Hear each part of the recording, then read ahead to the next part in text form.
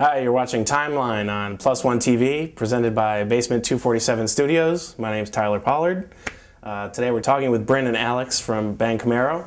We're not our father's sons. We are the chosen ones. Today we talk about some of their early experiences to get to know a little bit about what changed them from a music fan into a performer. And why don't we start with you, Alex? My earliest memories of music was when I was really little, and I think my dad coming home really early in the morning and started blasting the Sex Pistols, like Nevermind the Bullocks, and he'd come and grab my brother and I from bed and just kind of like race us around the house, and then you know, that would just turn into these weird afternoons just listening to things like Blondie and The Police and NRBQ. One of my favorite pastimes was just go to the local store in Amherst, Massachusetts, called Albums.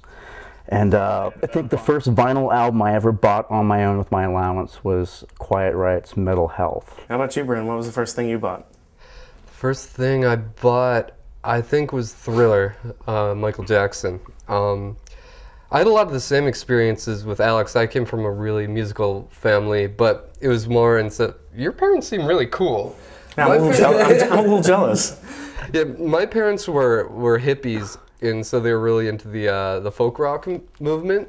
So there's a lot of like Pete Seeger and Clancy Brothers, and they both played guitar all the time. And one of the sad things was, since I was like 4 or 5, they were trying to get me to play guitar all the time. And I just picture that as like old people music, you know. Why would I ever want to pick up a guitar?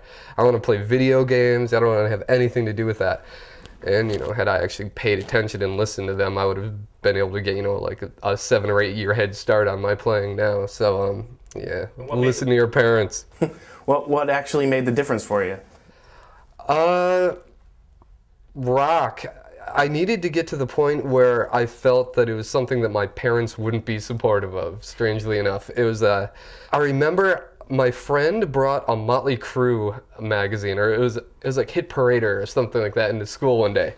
And I knew from the second I saw these guys that were supposedly worshiping the devil and had this crazy hair that my parents were not going to like it. Do you remember like one of the first real guitar heroes that you thought was the defining shredder?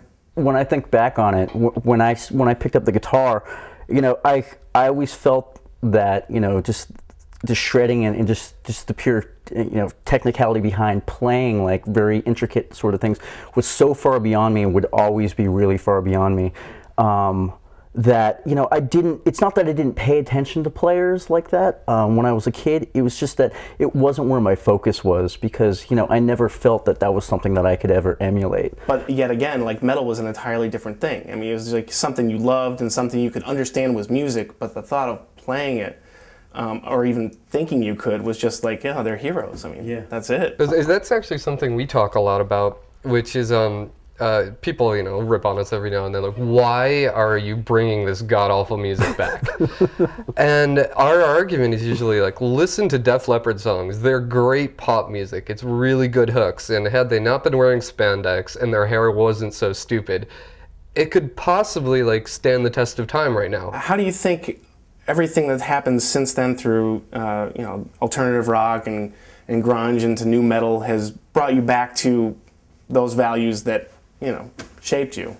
You know, as I got older, you know, I went through the same thing that I think a lot of people went through, you know, when Nirvana's Nevermind, you know, hit the mainstream.